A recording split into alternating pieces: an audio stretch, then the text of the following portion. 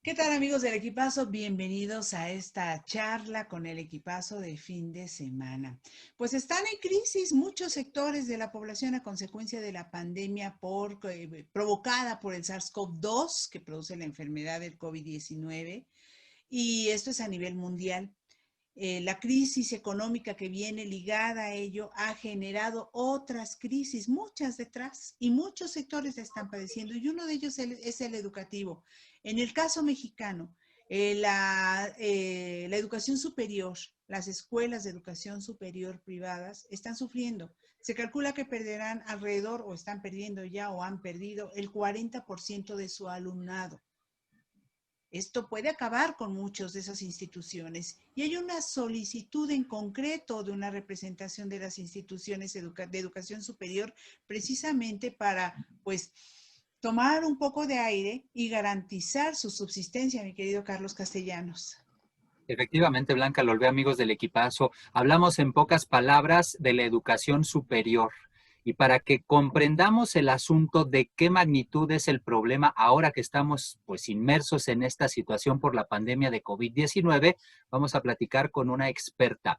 Ella es la doctora en educación María Luisa Flores del Valle, quien además es presidente de la Alianza para la Educación Superior ALPES. Doctora, bienvenida. Mil gracias por haber aceptado estar con nosotros en esta charla con el equipazo. Mucho gusto. Buenas tardes, Carlos. Buenas tardes, Blanca. Encantada de estar con ustedes y con todo su auditorio. ALPES ha hecho una solicitud a la actual legislatura para que los regresen a lo que se llama el título 3, como para tener un poquito de aire, señalaba yo, para garantizar su subsistencia. ¿En qué consiste esta solicitud y por qué el título 3? Mira, es importante que les comente que, bueno, la parte toda de educación, incluso de todos los niveles, siempre pertenecimos al título 3. Okay. Y eso correspondía a no pagar ciertos impuestos, el ISR, por ejemplo, y a cambio de esa condonación nos vemos obligados a otorgar un 5% de becas del total de todos nuestros alumnos. No solo eso, sino registrarlos ante la Secretaría de Educación Superior con el nombre y el porcentaje que equivale a ese 5%, ya sea del total, del 100%, o dividido por partes para que pueda corresponder a más alumnos. Después de esto vino el famoso YETU, y ese YETU que aparece para las donatarias autorizadas, de la noche a la mañana cambia de giro y resulta que las protegidas son las donatarias autorizadas y las otras tenemos que pagar el YETU. Muchas instituciones en ese momento se ampararon y buscaron la forma porque era un impuesto que realmente no correspondía a nuestras instituciones. No somos una institución mercantil, un servicio público educativo. En ese tenor, después viene otra modificación, desaparece el YETU y aparece todas las instituciones de educación superior en título 2. Y esto correspondía a pagar cualquier tipo de impuestos, el ISR y demás. No podemos incluso nosotros deducir ni siquiera las colegiaturas. Para educación media superior llega hasta un monto de 19,000 y pico de pesos, no llega ni a los 20,000. Y a educación superior ya no nos toca nada, no nos toca deducir absolutamente nada. Y eso conlleva a que a la hora de platicar y discutir y decir, bueno, pues también dimos el 5% de becas, entonces nos van a quitar ese 5% de becas, pero eso no tuvo lugar. Y el borrador que ahorita se está discutiendo en la Cámara de Senadores y Cámara de Diputados de la Ley General de Educación Superior también marca ese 5% de becas obligatorio, incluso hasta con un comité de vigilancia que dé fe a todas estas becas que tienen que dar las instituciones particulares.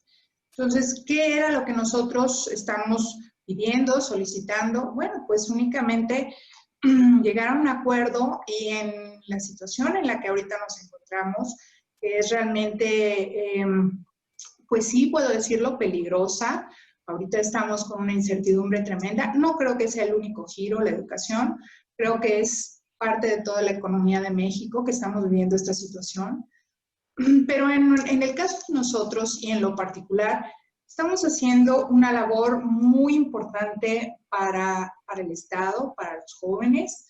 Sabemos perfectamente, tenemos los datos precisos y en la mano, que la cobertura para los chicos de educación superior no es la adecuada, que el Estado no puede cubrir el espacio de todos los jóvenes que necesitan o que requieren o que están en edad o posibilidad de estudiar educación superior, y que somos parte de un equipo y de una alianza, puede ser, en el que nosotros coadyuvamos para que todos estos jóvenes puedan tener una educación superior.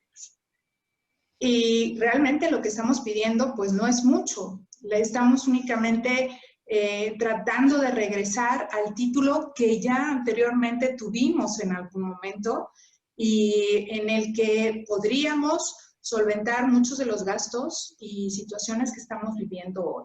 ¿Por qué no era de subir las colegiaturas? La parte de ALPES, Alianza para la Educación Superior, ha otorgado más porcentaje de becas y no solo eso, o sea, nosotros tenemos aproximadamente una matrícula de 4.500 alumnos, dentro de los cuales pues todo el personal administrativo y todo el personal docente, son aproximadamente 75,000 personas que siguen trabajando, que siguen percibiendo un sueldo, y que las escuelas, fuera de ahorrar, como en algunos casos dicen, porque no hay alumnos, no, ahora se ha cambiado de modalidad y eso implica tener otros nuevos gastos. Gastos como ingenieros, como plataformas, como herramientas electrónicas, como capacitación de los maestros para poder cubrir la necesidad y el curso que en este momento los chicos están teniendo de manera disruptiva, de manera abrupta, y definitivamente pues tenemos que cumplir con tiempos establecidos para que marca incluso la misma SEP y nuestro curso escolar con todos estos muchachos. No sé si respondí por ahí la pregunta, creo que me seguí, pero bueno. Muy bien, doctora. No, claro que sí, muy, muy bien.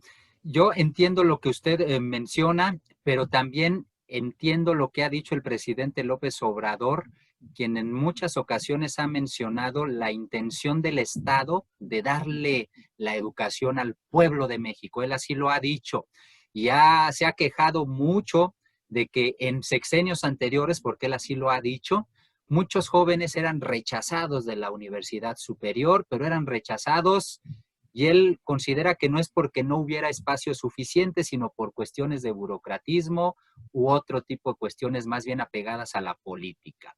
¿Cuáles son los argumentos, doctora Flores, que da ALPES pues, para tratar de romper ese dique que ya desde un principio pone el presidente López Obrador? Porque sabemos que parte de su política de austeridad implica no apoyar de ninguna manera a las empresas particulares o a las empresas privadas y tampoco siquiera permitir pues que no paguen impuestos o que se les puedan posponer.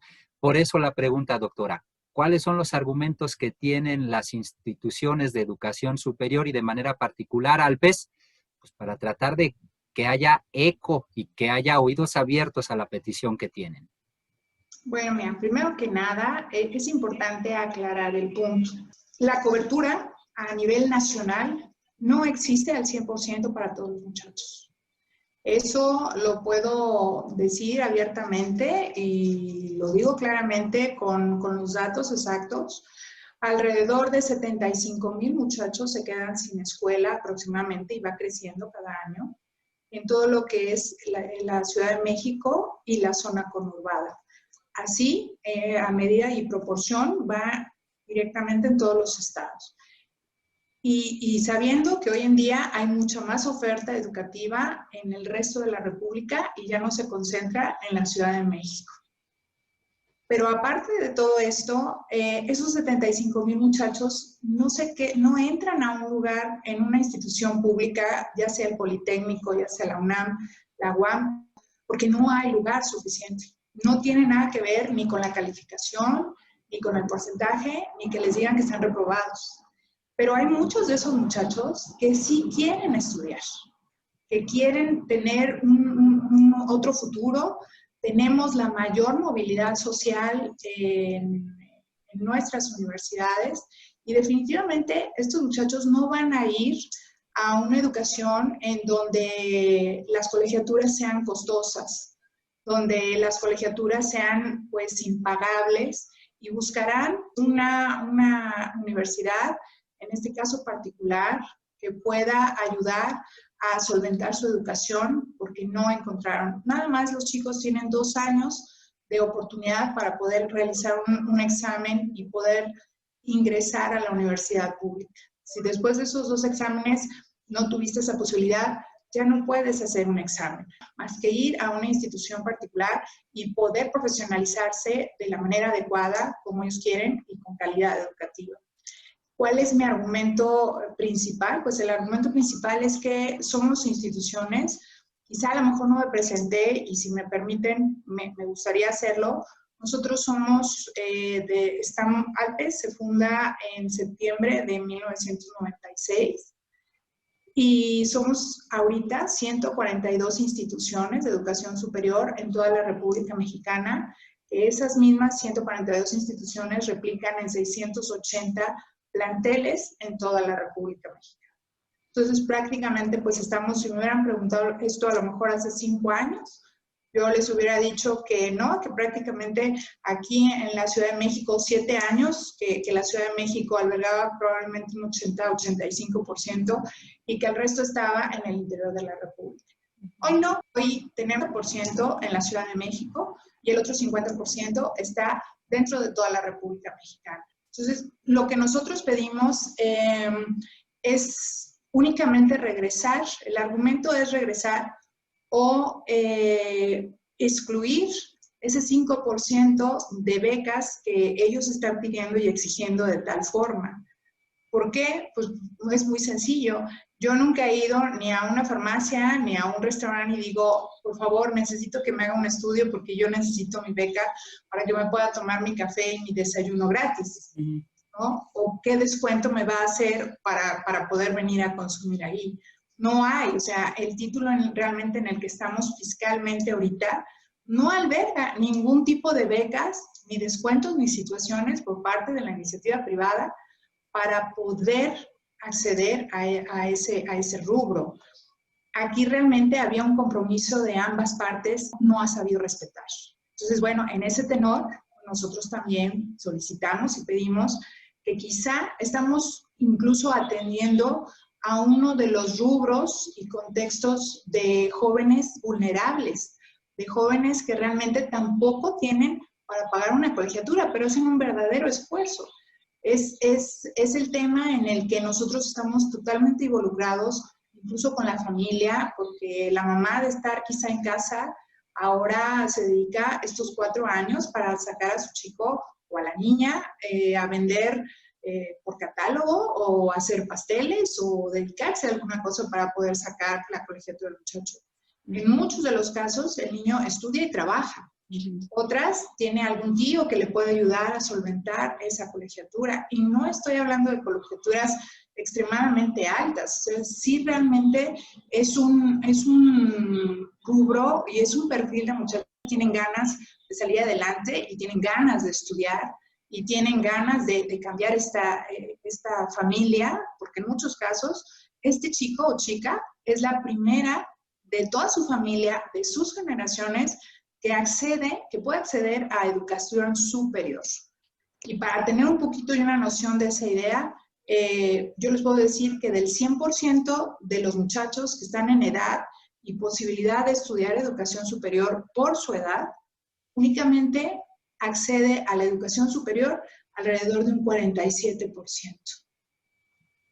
¿No? Y de ese 47%, bueno, pues viene todavía una deserción dentro de la educación superior hasta llegar a prácticamente una titulación de 1.5% del total de los muchachos. De ese 47%, ¿qué porcentaje llega a las escuelas particulares? Y lo pregunto porque entiendo que si las escuelas privadas de educación superior empezaran a cerrar, sería muy sencillo la respuesta, es decir, el gobierno federal en todas las instituciones que tiene no se daría abasto, no tiene la infraestructura ni académica ni de edificaciones para darles albergue a todos los alumnos que están desertando, que desertarían si las escuelas de educación superior, algunas, en algún porcentaje desaparecieran. Así es, así es. Nosotros en infraestructura somos mayor que la pública. Quizá en tamaño no, pero en infraestructura sí somos un 52%, contra un 48% de ellos. En cuestión de matrícula, aproximadamente la matrícula es un poquito mayor de 4,5 millones en educación superior, ahorita, en este momento. Y nosotros somos alrededor de 1.890.000 alumnos los que abarcamos. O sea, menos del 50% del total. Así es, así es. Okay. ¿Qué recepción han tenido, doctora Flores? ¿Han tenido eco en el Poder Legislativo ante esta petición que perdón? tienen? Perdón, no te escuché. Pues sí, realmente las estadísticas y los estudios que hemos realizado en torno a nuestras instituciones, que en muchos de los casos, aunque están inscritas en la alianza como educación superior, muchas de ellas, prácticamente yo creo que un 90% tiene otros niveles de educación inmediato, medio superior, en algunos casos y este porcentaje de deserción pues lo estamos midiendo aproximadamente en un 40%.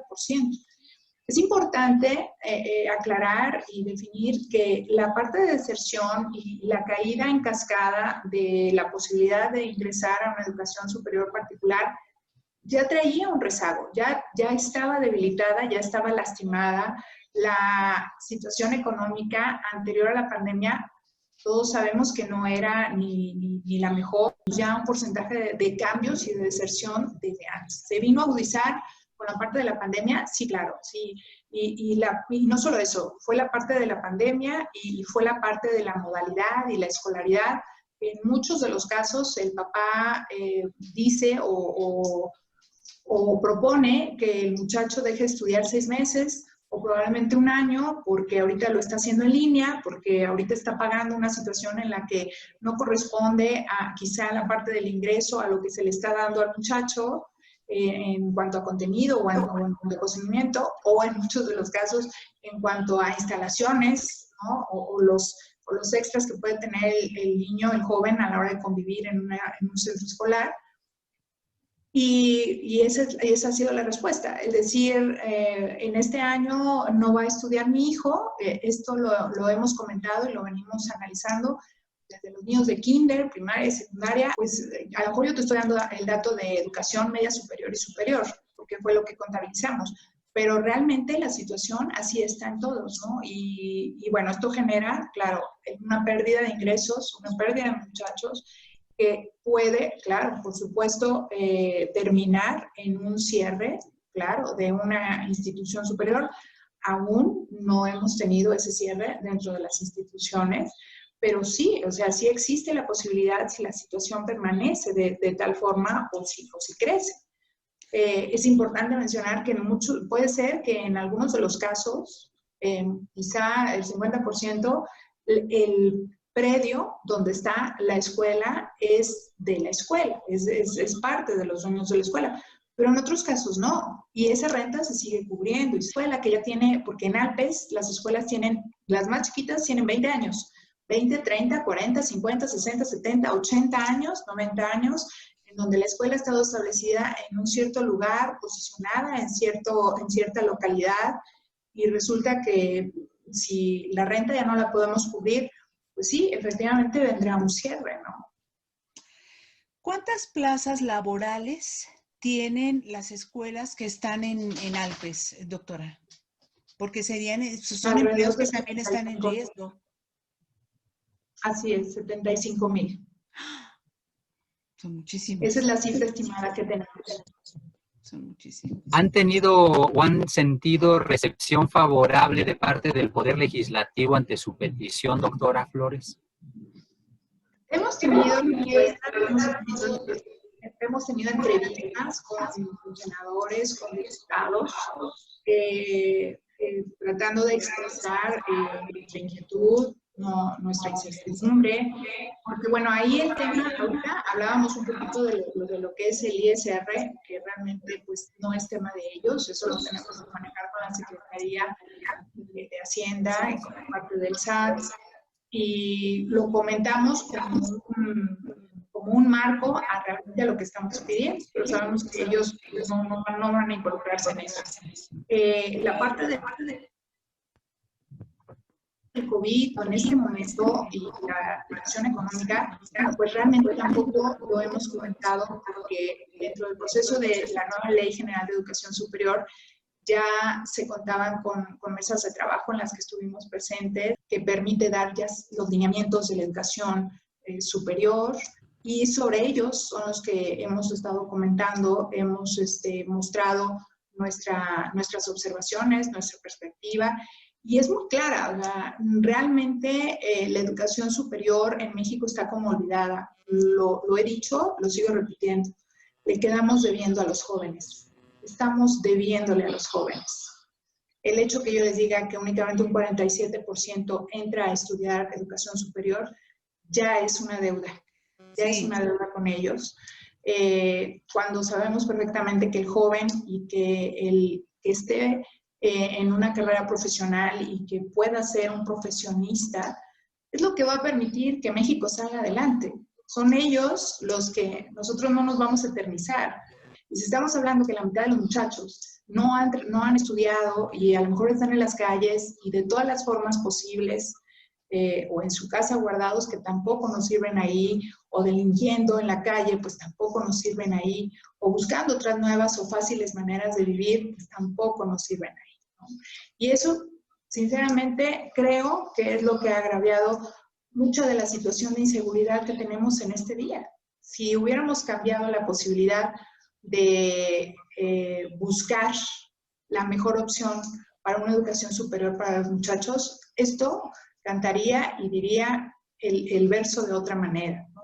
Así lo veo, así lo siento. Y no solo eso, cuando hablamos de educación y cuando hablamos de reformas, hablamos quizá de los sindicatos, hablamos de la educación básica y seguimos con los maestros. Puedo decirles y comentarles que incluso en la reforma educativa que tuvimos en la administración pasado, la parte de educación superior pues no pintaba. Tal es el caso que el único acuerdo y movimiento que hubo y que no teníamos desde el año 2000, desde el 10 de julio del año 2000, viene a hacerse con un nombre que lo fechó, 17-11-17. O sea, hasta el año 17 aparece una reforma ahí que cambia un poquito la estructura para las particulares. Realmente en las públicas no hubo un cambio. Y todavía aparece un 18-11-18, días antes de que terminara la administración, para delimitar algún tipo de titulaciones que no se les olvidó marcarlo en el pasado, ¿no? En donde exigíamos y pedíamos la educación online, porque no existía, porque nada más se mencionaba como mixta y porque era totalmente absurdo que llegaran a inspeccionar y dijeran, ¿dónde están los libros físicos? ¿Dónde están los pupitres? ¿Dónde están los salones? Es en línea, ¿no? Entonces fue uno de los puntos en los que más hicimos énfasis en buscar y aclarar que ese acuerdo ni siquiera reglamentó. Ese acuerdo prácticamente lo único que hizo fue nuevamente beneficiar a un pequeño grupo de instituciones particulares que pues realmente no van a solucionar este tema, ni van a solucionar que los muchachos que no tienen recursos puedan estudiar porque no se les otorga ningún beneficio y únicamente están viendo, sí por el beneficio, pero de ellas, ¿no? Es parte de lo que hemos estado ahorita pues discutiendo. La pandemia vino a hacer muchos cambios que definitivamente no nos van a regresar a lo que teníamos y que tenemos que habituarnos de aquí en adelante para lo que viene.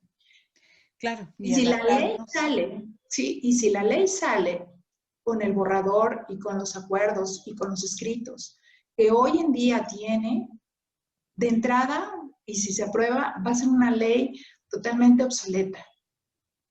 porque no se han tomado ni las medidas. Tenemos ya el año con esta situación, yo creo, suficientes.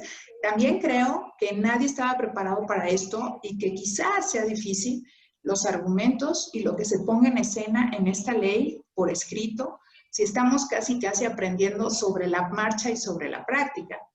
Pero de eso a que ni siquiera se mencione la parte de una real educación en línea, como se está manejando ahorita, ni existan los parámetros, me parece realmente una ley que nace obsoleta o que van a ser obsoleta. Pues parece, no parece, es un panorama bastante sombrío, bastante triste, con una deuda de muchos años atrás, que más nos valdría aprovechar estos cambios para pagar, para saldar esa deuda o para empezar a saldarla a pasos agigantados, porque de otra manera seguiremos atrasados y seguiremos acrecentando la deuda que con la educación tenemos como nación. Doctora María Luisa Flores del Valle, presidenta fundadora de Alianza para la Educación Superior, ALPES, pues muchas gracias. Creo que lo único que nos falta es las redes, ¿verdad, Carlos?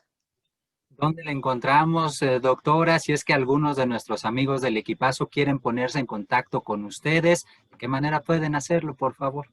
Claro que sí, con muchísimo gusto. Nuestra página es www.alpes.edu.mx. Nuestro Twitter es alianza-alpes también. Y en Facebook también nos pueden encontrar como alianza-alpes. Yo creo que queda todavía para mucho y esperamos que esto tenga un buen fin, sobre todo por los muchachos, ¿no? Yo creo que la ley no se debe haber hecho ni por intereses políticos, ni por intereses gubernamentales, ni de Estado. Es un derecho.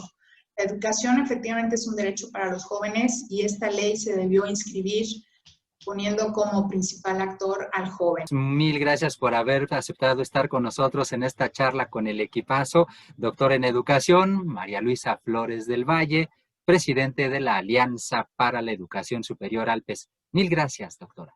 Gracias, hasta luego, que tengan muy buen día. Igualmente, amigos del equipazo, hasta la próxima charla.